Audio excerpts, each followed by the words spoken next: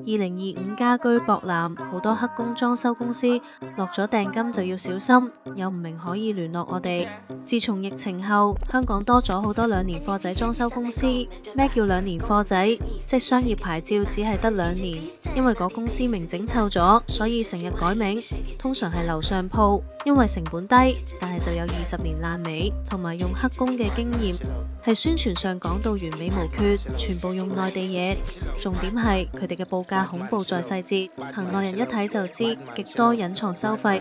佢哋仲可能會用黑工。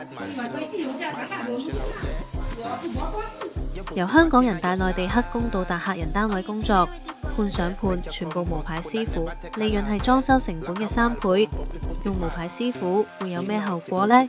用無牌木工安裝，講就話有幾10年經驗，但其實亂咁做，罔顧安全，新聞都有報道傷亡事件。用無牌水電工，講就話有水壓測試，1-2年後就爆水喉。2年貨仔公司只得1年保養，2年後就爆水喉走佬，俾幾十萬去裝修，搏唔搏得過？客人自己留意。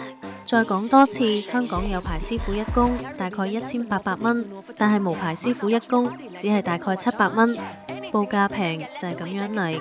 講就話多年經驗，公司單位只得20至30個家私相片。